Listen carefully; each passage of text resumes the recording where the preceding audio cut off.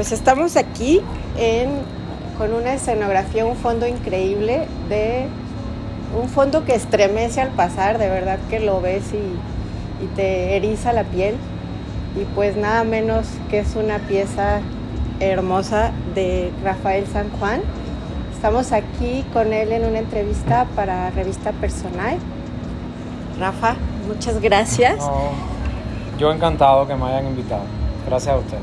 Gracias por aceptar ahora sí que tan presto, porque sé que tienes un viaje en puerta en unos días. Sí. Y bueno, ahora sí que movimos todas las piezas que teníamos para estar hoy aquí sentados. Y pues me gustaría empezar, Rafa, tenemos mucho que platicar, pero me gustaría empezar desde el inicio. Ahora sí que desde tu niñez, ¿qué fue lo que te hizo decir voy a ser artista? ¿O cuándo fue la primera vez que dijiste yo voy por el camino de las artes?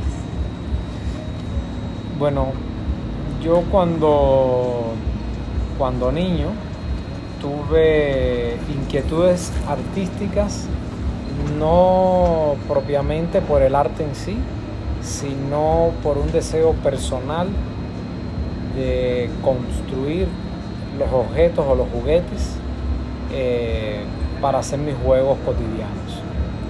Es decir, lo que en aquel momento tenía a mi alcance de juegos o de juguetes no cumplían las expectativas del sueño que tenía como niño, y siempre estaba en una etapa de creación y de realización de mis juguetes. Y yo creo que ese fue el primer paso. Tengo recuerdos muy banales de tíos abuelos que me decían o le decían a mis abuelos: ay, hay que guardar los muñequitos de plastilina en el refrigerador para que no se echen a perder. Sí. Y entonces por eso esos son los recuerdos que me imagino que estéticamente cumplían cierta forma interesante, y por qué se decían o por qué recuerdo esos reclamos que se decían entre ellos, ni siquiera hacia mí, porque yo al no tener tampoco tanta plastilina los desasí, los volví a hacer. Si iba a jugar a los peces, hacía peces, y si jugaba al zoológico, a los animales, hacía animales. Y como la plastilina no era abundante, los desasí, los hacía, y si jugaba a los dinosaurios, hacía dinosaurios, ¿no?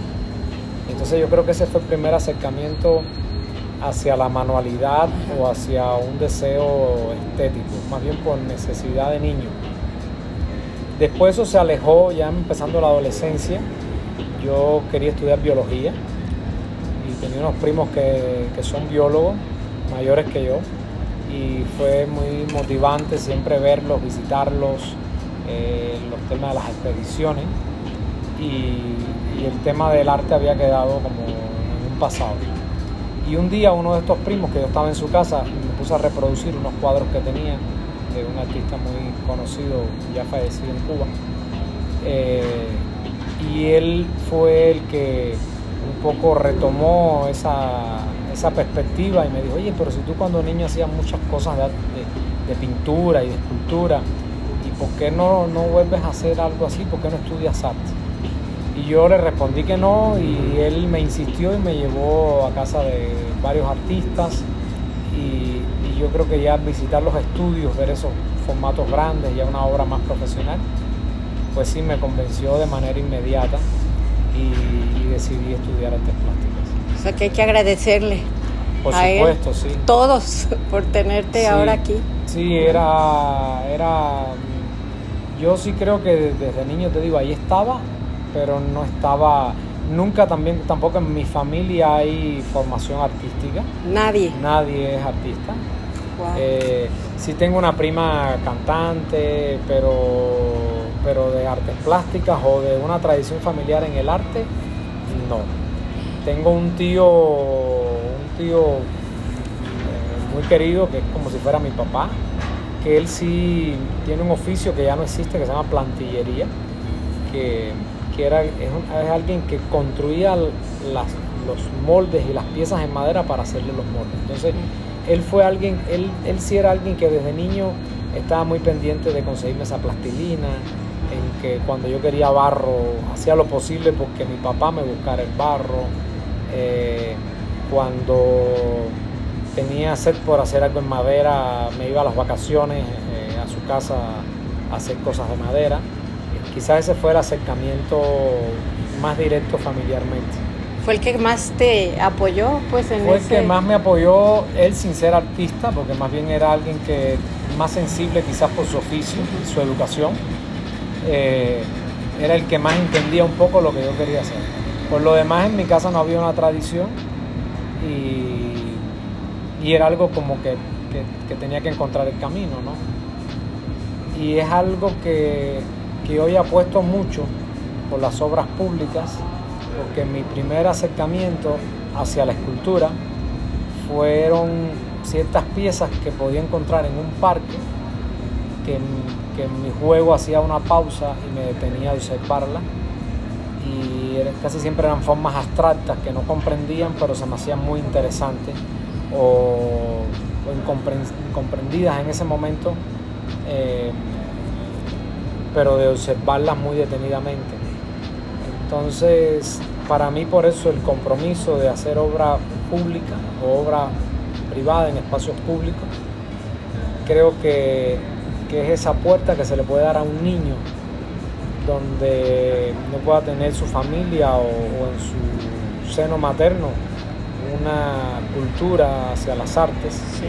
Y creo que eso le puede abrir una puerta que es muy importante, ese umbral, el que es un museo, una institución, una escuela de arte, que muy pocos niños con talento dan ese paso, quizás por temor, porque no saben, porque no...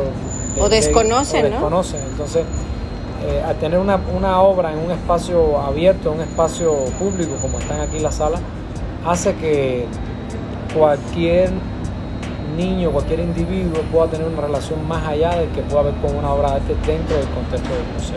Sí, te sorprenda, te erice la piel, como dije hace rato, ¿no? Entonces eso es para mí como una constante cada vez que lo puedo hacer. Soy muy feliz de hacerlo. Podríamos decir que tú te ves ahí, ¿no? Como el niño que va a ver la obra, que a lo mejor le hizo falta, le hubiera gustado, ¿no? Sí, es que realmente el arte moderno es menos comprendido que ya el arte histórico o el arte clásico, y para mí esos encuentros fue fundamental para después crear ciertas inquietudes o poder dar ciertos pasos, ¿no? Sí. Yo recuerdo la primera vez que entré a la escuela de arte, pues siempre tenía mucho temor a lo que iba, porque no habían antecedentes, no eran materiales ajenos. Yo usé el óleo, usé los acrílicos en la escuela. Anteriormente yo nunca pinté con óleo. Así que casi toda mi generación de mi grupo de estudiantes ya tenían experiencia de pintar con óleo, de pintar con acrílico, tenían una base elemental de arte. Yo no la tuve, yo entré de una manera más abrupta a la escuela de arte. Pero mira nomás lo que despertaste, ¿no? Más bien yo creo que ha sido el empeño por lograr las cosas y la perseverancia. Antes de entrar a artes plásticas, ¿estabas en lo de escenografía o fue igual? Fue después. ¿Fue? Yo entro a estudiar artes plásticas y enseguida en el segundo año opté por la especialidad de escultura. Escultura y dibujo era como así se llamaba la especialidad. Y ya yo estudiando en la Academia Arte, yo empecé a tener acercamientos hacia las artes escénicas.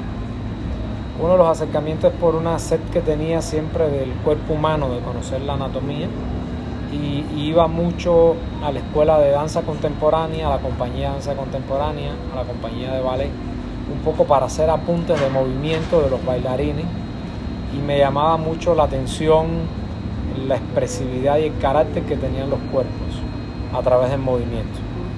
Y así también lo hice en el teatro.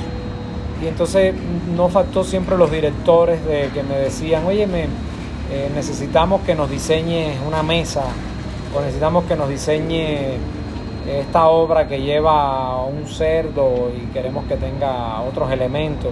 Y por ahí empezó, yo desde muy temprano estudiando arte, empecé a vincularme mucho con las artes escénicas. y hasta tal punto que estudiando ya me comisionaron diseños escenográficos para obras de teatro y obras de danza contemporánea. Y paralelamente empecé a hacer las dos cosas, ¿no? Como en cuarto año de la carrera ya tocaba el taller opcional de diseño escenográfico, para mí me fue muy fácil tomarlo porque ya tenía experiencia. El profesor ya me conocía, yo ya conocía que yo tenía cierto camino y inclusive yo siempre fui un niño, un joven muy inquieto. Siempre me gustaba los directores o los coreógrafos, verlos más allá del teatro. Entonces siempre trataba que me prestaran un libro, que me invitaran a algo más o que me transmitieran la experiencia. Y sí tuve maestros incondicionales que se convirtieron en maestros, en mentores y en tutores. Quizás en esos padres que dentro del camino del arte que no tuve en mi familia, sí. Entonces eran ya como tu familia, eran a quien tú ibas a visitar el fin de semana, a quien comías con ellos, a quien compartías temas. Te fuiste metiendo de lleno a... Me fui metiendo y lamentablemente ya casi ninguno vive, porque en aquel momento yo tendría, no sé, 16 años, 17, 18, 20, y ya todos eran personalidades en el mundo del teatro, de personas de 70 años, consagradas 60, ya. Consagradas ya, y era como el más chiquito de la familia ahí que me aceptaban y siempre estaba inquieto, y eso me permitió inclusive cuando el profesor de la academia en un viaje a Estados Unidos extendió su estancia, me pidieron que tomara como profesor emergente un semestre en diseño escenográfico. Para mí fue muy estresante porque yo tenía que darle clase a muchachos que quizás cuando yo estaba en cuarto año yo estaban en primer año, algo así, y fueron casi compañeros de estudio. Muy de la edad. Tuve que prepararme mucho, de una manera intensiva, pero me fue muy bien, porque cada clase antes iba con mis mentores y mis amigos y les decía, me toca dar la clase de vestuario. Y en aquel momento Miriam Dueña, que en paz descanse, era la gran diseñadora de vestuario, wow, que hizo las grandes películas en Cuba. Y era muy accesible llegar a casa de Miriam y decirle, ay, pues voy a dar la clase de vestuario y lo voy a enfocar así. Bueno. Y ella decirme, no, primero va esto y después va esto y después el camino nos lleva a esto. Entonces siempre tuve esa posibilidad que me dio mucha seguridad, y así fue como entré al diseño escénico. Después hice diplomado, después hice un posgrado de diseño escénico, después también hice otro posgrado de dirección de arte en la Escuela Internacional de Cine, y ese fue el camino de las artes escénicas, ¿no? y del teatro. Okay. Y antes de venir a México, en los años 90, estaba más activo como diseñador escénico casi que como escultor. Y cuando llegas a México, por ahí leí que venías a dos proyectos muy importantes, ¿no? Sí. Cuéntanos un poquito, porque desde ahí yo recuerdo esa escultura que armaste, sí, hermosa ahí en Inicialmente vinimos a un proyecto de una exposición colectiva a Ciudad de México, y posteriormente el gobierno cubano me manda con un grupo de estudiantes a diseñar el pabellón de Cuba, que era una gran escenografía, y eso es lo que se pretendía, y hacer una escultura de libros de José Martí, el libro La Edad de Oro, que era hacer una escultura a una escala superior. Al final se hizo un gran rostro, sí, y se regalaron los libros, ¿no? Ese era el objetivo. ¡Qué bonito! Que la escultura fuera participativa y que esos libros quedaran en manos de los niños. ¿Al final se repartieron? Al final se repartieron los libros. Una escultura efímera. Yo creo que fue de las expo del libro más bonitas que ha tenido México. Sí, se recuerda los comentarios que me han llegado en todos estos años, siempre son recuerdos muy lindos, y creo que también Cuba se lució. Híjole, sí, qué trajo bárbaro. Sus mejores exponentes, los mejores conciertos, los mejores músicos. Estuvo increíble. Fue un encuentro excepcional. Aquí estaba el ballet, estaba teatro. Fue una linda experiencia. Entonces, de eso hace 20. Eso hace 19 años, casi 20 años. 20 años. Posteriormente me quedé haciendo una exposición con María Fernanda Matos para el exconvento del Carmen y el Cabaña. Después salió otro proyecto con el informador Carlos Álvarez del Castillo, que lo aprecio y quiero mucho. Fue un baluarte importante en esa etapa de tránsito, en apoyo para poder hacer la escultura. La escultura es muy costosa de realizar y él fue una de las personas que en su momento me dio el apoyo para poder hacer un grupo de esculturas que se puso inicialmente en el Festival de la Luna, después en el Museo Raúl Anguiano. ¿Y actualmente dónde están? Actualmente una parte está en colecciones privadas, otra está en una parte de la colección de la Fundación Álvarez del Castillo. Estuvo una expuesta en Tapalpa o fue parte del patrimonio de las esculturas de Tapalpa, Okay, no sé si todavía esté.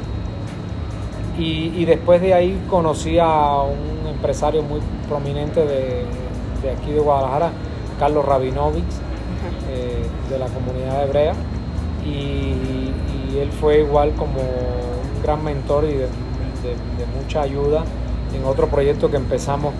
El tema fue la tolerancia.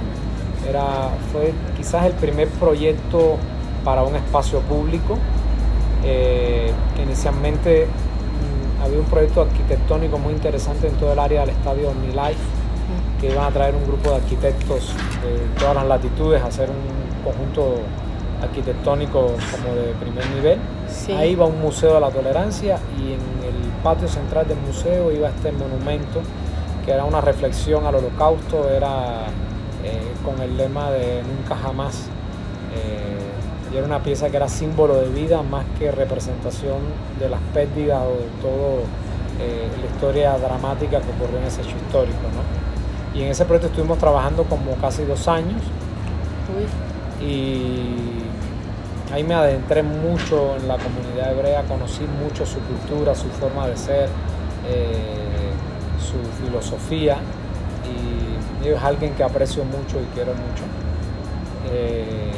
Y de ahí ya han seguido los proyectos, ahí las exposiciones. ¿Ya cuánto tiempo tenías ya aquí en Guadalajara? Yo creo que ya llevaba como 5 años aproximadamente. Y en varias ocasiones me he desprendido, he salido de Guadalajara y he regresado, he ido a otras ciudades, a otros países, pero ya aquí es como yo digo, yo tengo descendencia española, nací, me crié en Cuba y me adoptó México. ¿Cuba para ti es? Cuba para mí es como el seno materno, la verdad. Siempre tengo muy arraigados mis recuerdos de infancia, la libertad como niño. Yo fui un niño que tuve mucha libertad, no fui un niño que, como niños que yo veo en la actualidad que tienen su tiempo muy ocupado, que si tienen clases de tenis, que clases de no sé qué más, que si clases de inglés, que si clases... No, yo fui un niño que hoy en día me lamento haber no tenido clases de muchas cosas, ¿no? Pero lo que sí no cambio por nada fue esa libertad que tuve cuando niño, que hacía y deshacía. Que imaginar, crear, jugar con tus propios juguetes. Y me iba a los terrenos baldíos y me desaparecía. Siempre me estaban regañando y castigando porque era muy travieso y muy desobediente. Pero de Cuba siempre recuerdo esa libertad, que creo que me marcó mucho mi personalidad. Yo un día, caminando por La Habana, me topo con una escultura que de verdad que casi me hace llorar. Veo de quién es y resulta que es tuya. Entonces, esta escultura fue cuando tú ya estabas aquí en México, ¿no? Esa escultura sale después del proyecto de conjunto escultórico que yo hice aquí en Central Park, en Guadalajara, que cuando se aprobó el proyecto y ya a los arquitectos les pareció muy bien y empezamos a trabajar, yo estaba muy feliz con el resultado de esas piezas con un material reciclado. El resultado fue muy satisfactorio, estaba feliz. ¿Es la primera vez que empiezas a hacer ese tipo de... ¿Cómo le llamas tú? Porque sí, yo le llamo con tiras de acero. Realmente es un desperdicio de una industria en León, de un amigo muy querido, que la primera pieza que hice fue una mano, que la conserva este amigo industrial, y salió de un desperdicio de su planta que me lo mandó. Yo llevaba años con él, estuve a punto de botarlo porque todo el mundo me decía que no se podía hacer nada, Y un buen día yo construí la punta de un dedo de una escultura. Creo que fue un sábado, un domingo, un día que sí estaba muy tranquilo. Y me di cuenta que si se podía hacer ese detalle, se podían hacer muchas cosas. Y con esa perseverancia seguí, hice una mano, y a partir de ahí la mano gustó muchísimo. La mano estuvo expuesta aquí en Andares también, como en el 2010 aproximadamente, o un poquito más, 2012. Y a partir de ahí hice el proyecto de las esculturas para Central Park. Okay. Y cuando ya iba como por la escultura 3 o algo así, a mí se me hacía muy egoísta hacer un conjunto escultórico con esa magnitud tan preciosa, sí, y que quedara aquí. Y yo me sentía con el compromiso de darle algo a la ciudad, de darle algo a La Habana, que fue la ciudad que me vio crecer, que me formó, que me educó. Y con ese deseo y ese sentimiento, pues puse todo el empeño para poder hacer una escultura. Empecé a tocar puertas. Fue una pieza que costó mucho trabajo llevarla a cabo, y el proyecto se lo hice llegar a Eusebio Leal, el historiador de la ciudad, gran amigo, sintiendo mucho su pérdida física hace unos meses, y él se fascinó con las imágenes que vio aquí, y enseguida empezó a andar todo, ¿no? Y yo con esa pieza tuve varias experiencias muy lindas para mí. La primera era que se concretó ese sueño de poner una escultura pública, sí, con la misma técnica de las piezas que estaban aquí. Haber hecho la pieza en La Habana, yo quería... Ah, ¿ya la hiciste? Sí, yo no quería hacerla y mandarla, que hubiera sido hasta más fácil hacerla y mandarla, porque tenía toda la infraestructura para trabajarla aquí. Pero yo quería hacerla en Cuba y que me ayudara gente de ahí y vivir ese tiempo. Claro. Y entonces fue un retomar, y fue el resultado que también mi hijo más chico, Nico, nacía en los días que se inauguró la escultura. Wow. Entonces eran una serie de factores que se concretaban con el hecho de la escultura, ¿no? Y todo eso circuló en el resultado de hacer la pieza. Y fue una pieza, son de las piezas que más yo quiero, porque estuve involucrado en Primavera se llama, Primavera, ¿no? se llama. Sí. Sí, estuve involucrado en el proceso de ella desde la maqueta. Ahí tengo fotos con Andrea también, que me estaba ayudando a cortar las ceras y todo eso. Andrea, el amor de tu vida. Así es. Uruguaya. Así es, Entonces, siempre. Que aquí está con nosotros. Así es, siempre me ayuda en todo, la verdad. Sí, hace que las cosas marchen aún mejor. Que sucedan. Y ella estuvo muy al pendiente de parte de esos procesos. Y sobre todo fue una pieza desde el comienzo hasta el final que yo estuve muy cercana, y no dejé casi detalles al viento. Y entonces, ¿cuánto tiempo tardaste en hacerla en Cuba? Bueno, yo tardé casi un año en lograr el carácter de la pieza. Hijo. Fueron muchísimos días de ir al Ballet Nacional de Cuba. Alicia Alonso me autorizó ir al ballet, y la maître Isi logró que eso se madurara, y fui sin números de días a tomarle fotos a bailarines, a ver las clases de ballet. Sin prisa. A entrevistar bailarinas, a ver el movimiento del cuello, a estudiar las proporciones. Y el movimiento del ángel salió de una primera bailarina que actualmente es la directora del ballet, que se llama Biensal Valdés, que un buen día saliendo de un ensayo yo le cuestiono y le digo: a ver, tú cuando estás de gira en el mundo y si tienes que saludar y tienes que tener la pose del virtuosismo de una mujer cubana, imponiendo la fuerza, la feminidad, el carácter y al mismo tiempo la sensualidad, ¿qué tú harías? Y empezó ella a hacer una serie de poses y de movimientos hasta que hubo una que le dije: no te me muevas. Y empecé a tomar varias fotos. Y por ahí empezó el ángel de la escultura. Wow. Después fue a hacer la maqueta. y después fue llevarla. ¿Y la maqueta la haces en pequeño formato? La maqueta se hizo en ese caso se hizo en barro, la modelé en barro, sí tendría unos 70 centímetros aproximadamente, la hice en mi estudio en La Habana y tardé igual más de un mes. Pasaron muchísimos modelos igual, porque después que tenía la forma quería la nariz de Andrea, los labios de otra bailarina mulata muy linda, la expresión de los ojos fue de otra, es decir, el movimiento fue de Liensay, entonces fue como un ángel que son todos y no es nadie, que yo quería como la esencia de la mujer cubana, era hacer un tributo, un homenaje. Y el tema de las flores lo saqué de una foto que vi en la investigación, donde sale Celia Sánchez, que fue una de las líderes de la revolución, como en los años 50 y tanto, antes del triunfo de la revolución, que estaban en la sierra, y estaba Vilma,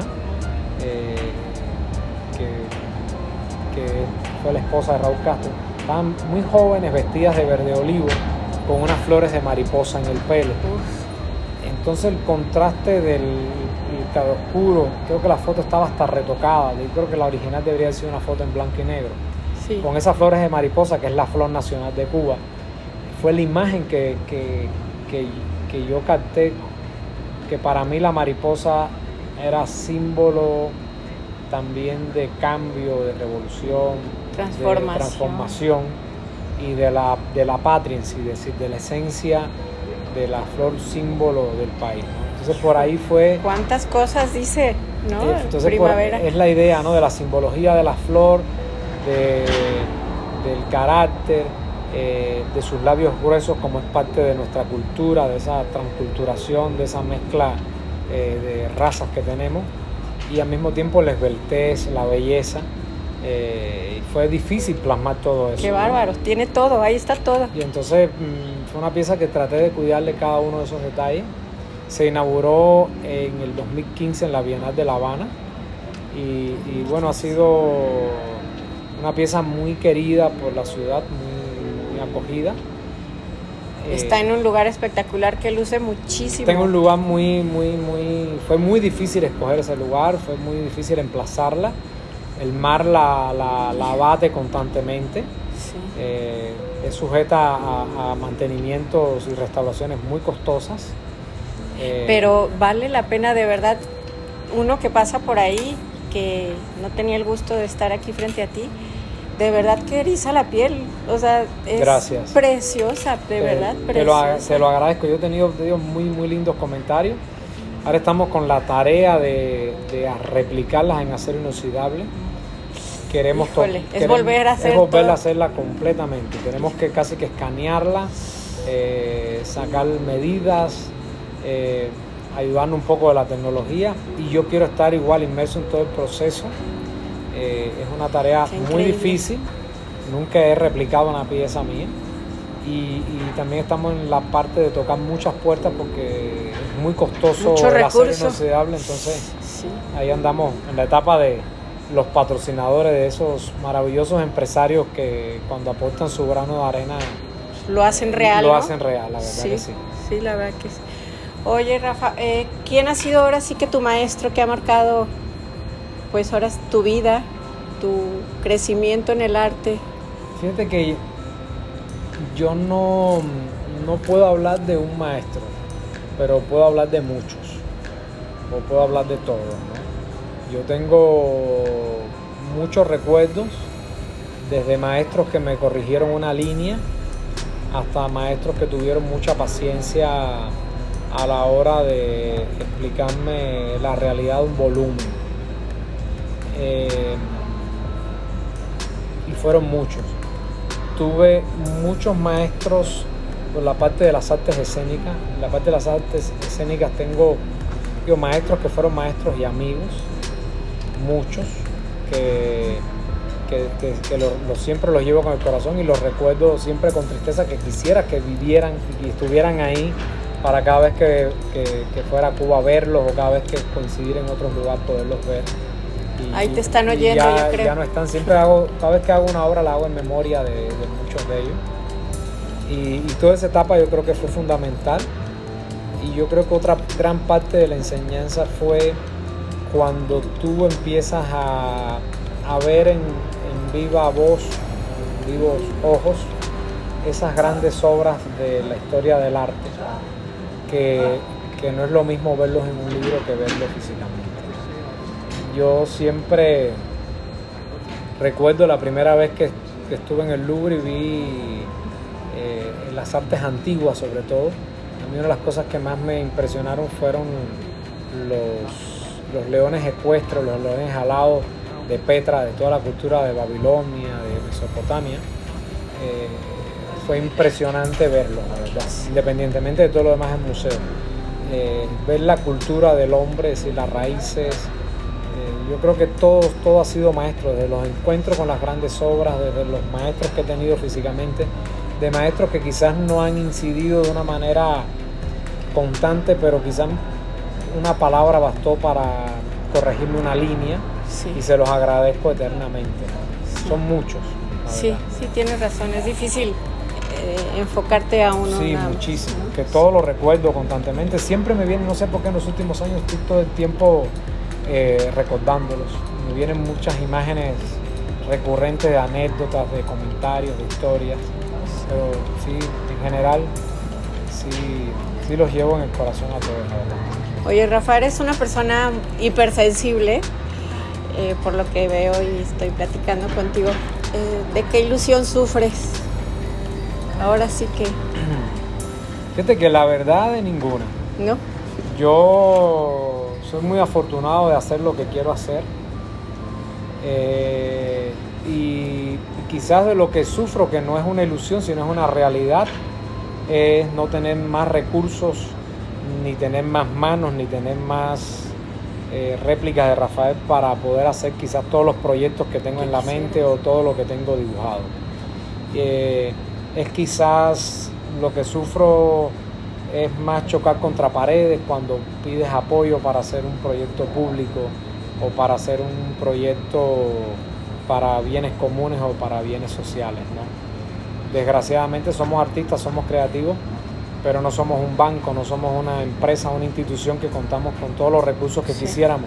Y lamentablemente, dentro de las artes plásticas, la escultura es lo más costoso en cuanto a términos de dinero y en cuanto a términos de materiales y desplazables. Si mover cualquier escultura te implica grúas. Sí. Hace poco montamos una escultura que su peso sería 3 toneladas, pero era tan distante a donde podía entrar la plataforma donde se tenía que montar la escultura, que hubo que rentar una grúa de 50 toneladas, esas grúas que le dicen un gran titán, que aquí no puede entrar ni por el peso que tiene por los estacionamientos. Entonces, cualquier cosa al final son plataformas que necesitan soportes económicos o recursos. Entonces, quizás ese es el punto, la verdad, que más le puedo sufrir, aunque siempre busco la solución. Ajá. Siempre Pues la solución se busca de una u otra manera, porque si se pudo en el Renacimiento y si lo pudieron los antiguos, pues nosotros tenemos que poder, ¿no? Entonces, pero es lo que me gustaría tener más, ¿no? Para poder hacer más, porque en lo personal no atesoro ambiciones, más bien mis ambiciones dejar un legado, y como te dije al principio, dejar un legado para que las nuevas generaciones vivan a través de él y disfruten a través de él, más que mío propio. Sí. Rafa, ¿tu frase favorita o tu palabra favorita? Bueno, la verdad no tengo ni una palabra ni una frase favorita, pero entre mis cosas favoritas siempre digo que lo importante no es caer, sino es tener fuerzas para levantarse. Y yo creo que ese siempre es el mensaje que doy, que la perseverancia casi es, y la voluntad por obtener las cosas, y la dedicación y el amor son las que transforman muchas cosas, es decir, en la vida, es lo que dejamos. Y muchas veces no soy el mejor ejemplo, quizás quisiera ser aún mejor, a veces lo consigo, a veces no, soy muy distraído, la verdad, cada vez que estoy haciendo una escultura, estoy pensando en la escultura y no sé, yo mismo puse una taza con una cuchara dentro del micro, ¿vale? Porque estoy pensando en otras cosas. Yo constantemente me paso haciendo cosas mal hechas porque mi mente está en otro lugar.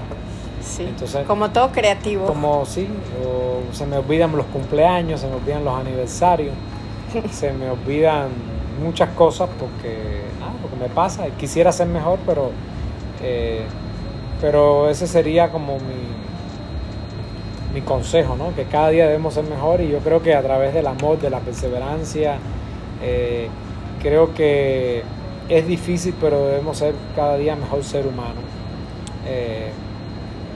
Lo que estamos viviendo hoy en día, estamos viviendo en una crisis en todos los sentidos de la palabra, y por ejemplo yo veo aquí mismo en Guadalajara que cada vez es más insegura la ciudad.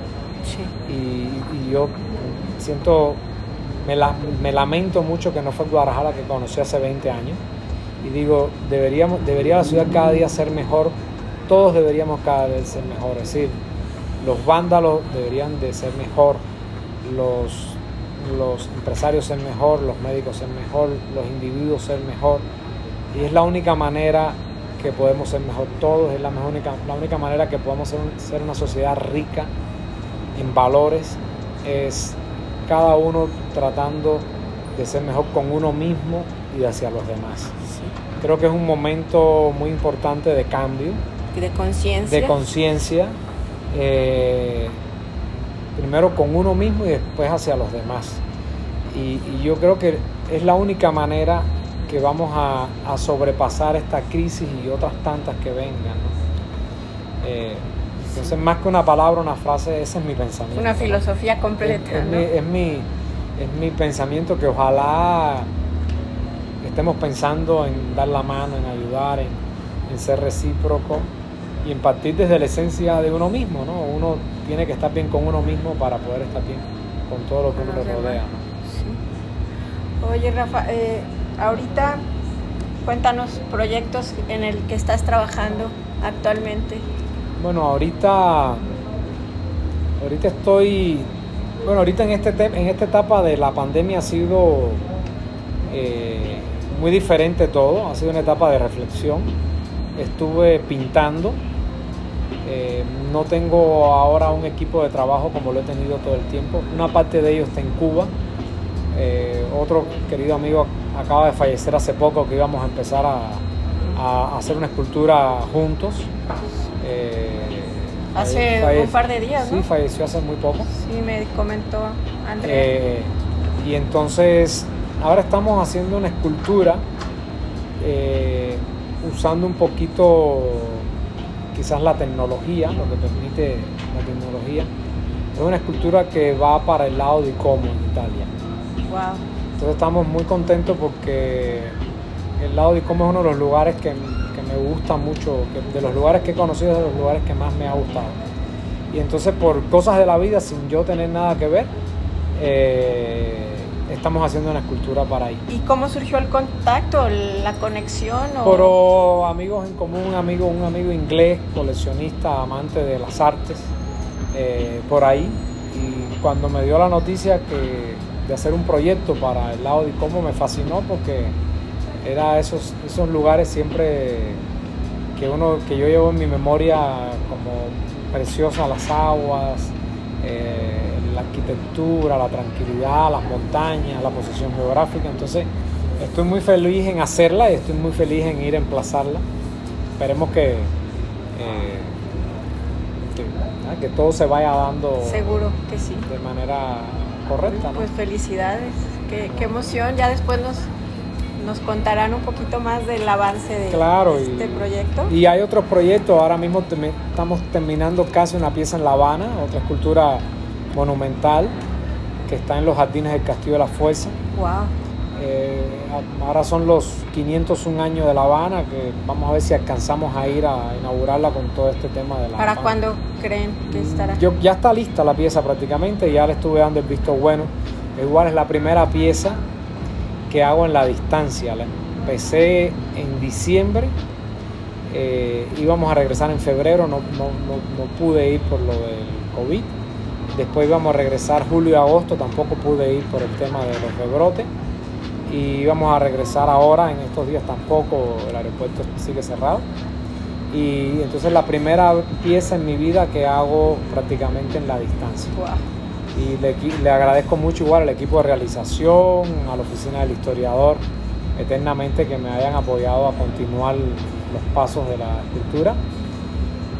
Creo que se va a hacer una inauguración el noviembre 16, que es el día del aniversario de La Habana. Yo no sé si pueda estar físicamente, si no, Pues imagino que vamos a hacer aquí otra reinauguración en cuanto se pueda. Es una escultura muy grande, igual tiene como 8 metros como por 6 metros.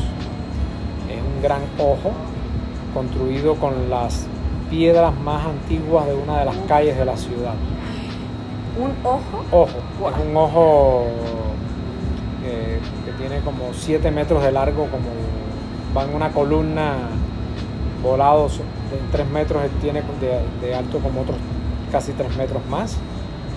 Y Espectacular va a estar. lo importante de ahí es la simbología del ojo y el material que está hecho. Que el ojo está construido con esas piedras donde caminaron los próceres de la patria, donde fueron esas calles donde fueron las primeras calles adoquinadas.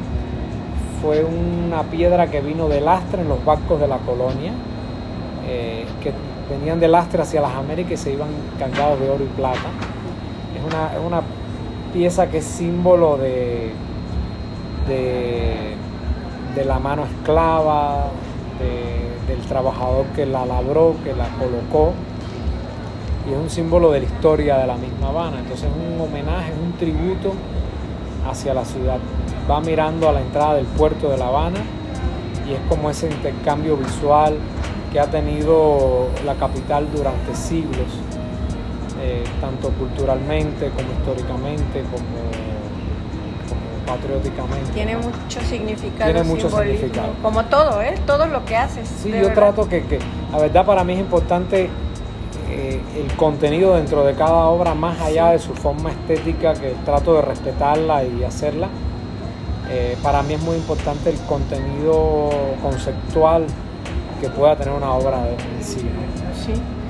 Una pieza que está aquí justamente en Andares ahorita es Los Pies. Uh-huh. No sé cómo se llama la obra. La escultura se llama Avante.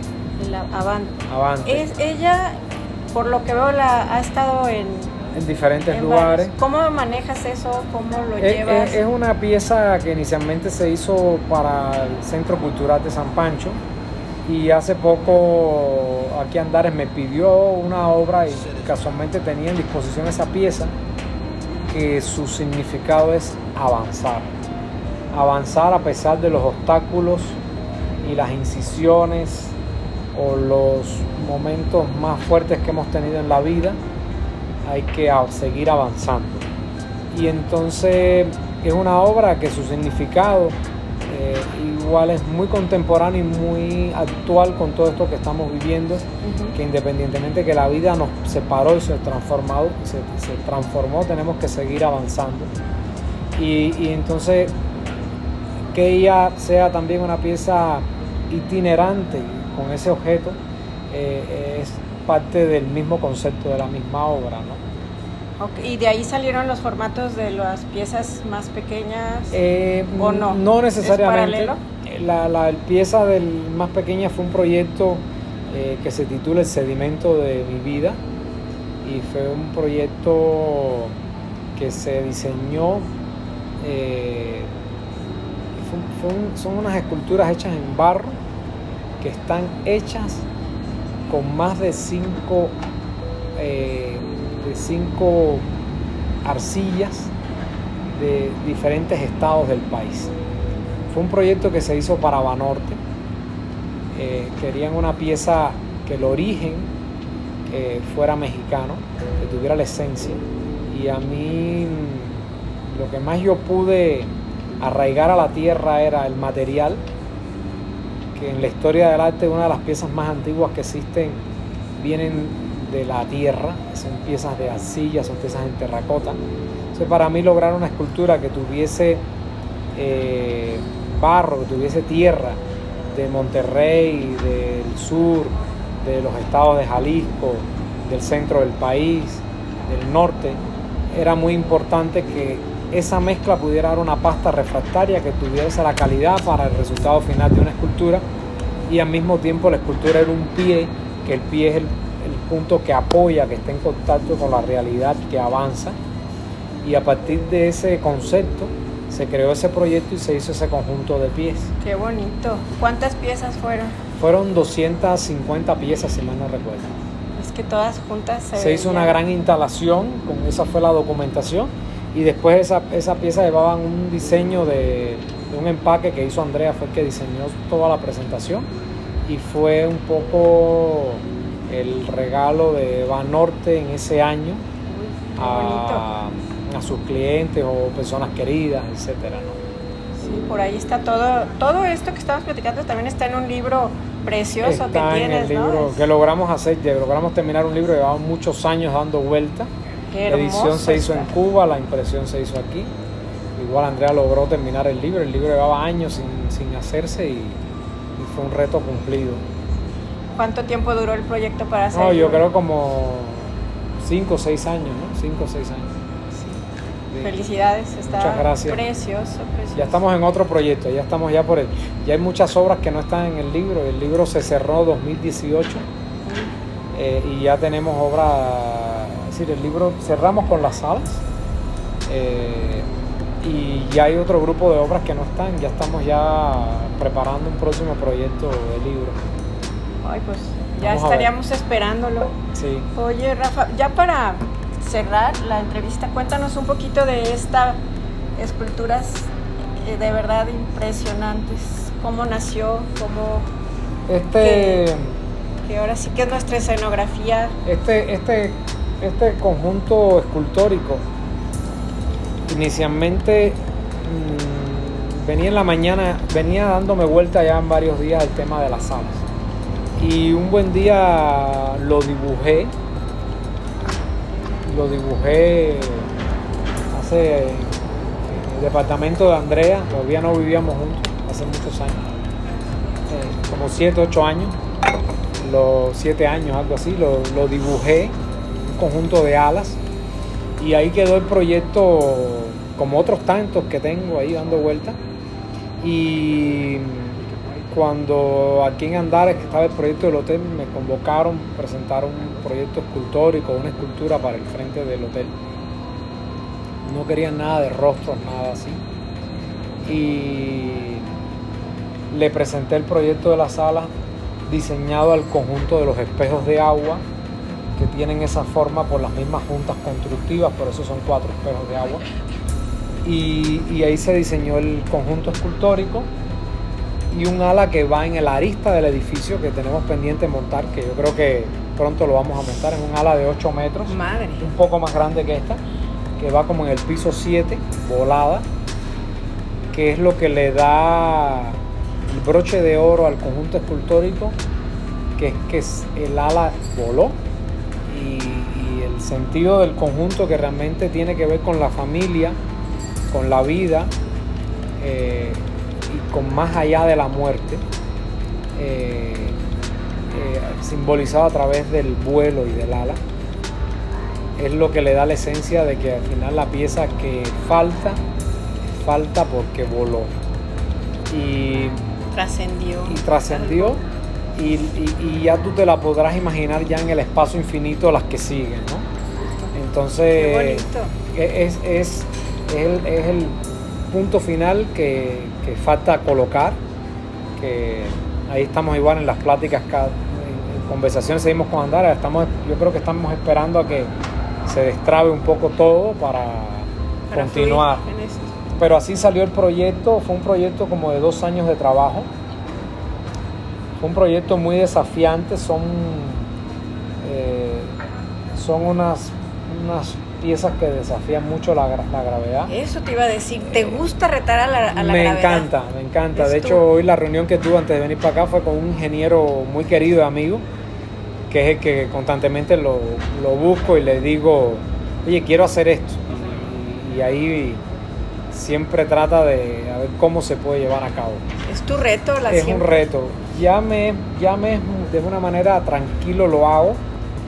Las primeras piezas, la primera pieza que tuvo un gran reto arquitectónico fue una obra que hice con el arquitecto Teodoro González de León en Ciudad de México, que son unas manos en concreto que están sostenidas por unos tubos.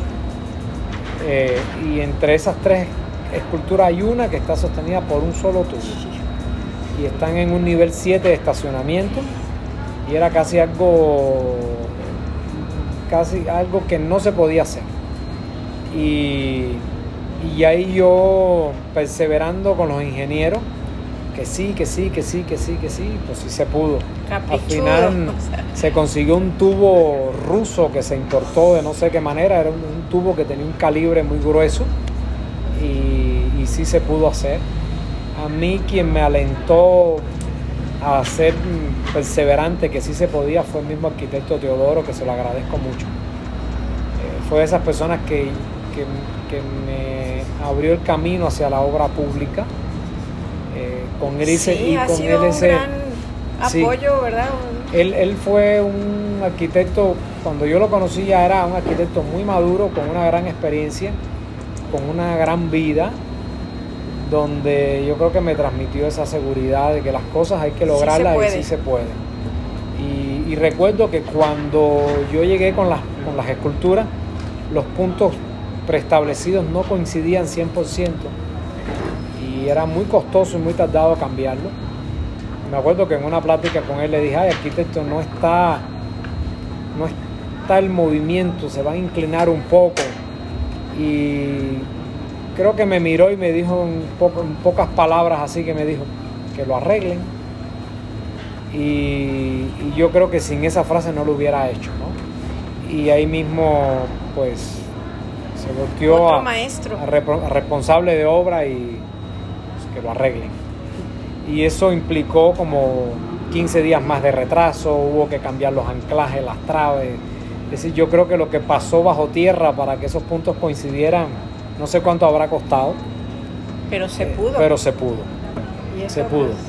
Y aquí con la sala fue un desafío. Sí. Hubo que buscar las traves, los puntos de carga. En fin, o sea, hay mucho abajo. Hay mucho abajo para poder sostener el espejo de agua. Como metafóricamente y real, ¿no? Sí, que no haya filtración, que se pudieran anclar.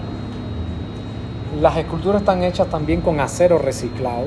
Yo trato, excepto la estructura, el cascarón externo, toda la forma visual, sigo apostando, es más costoso para mí, pero lo sigo haciendo en material reciclado, es decir, aportar a la industria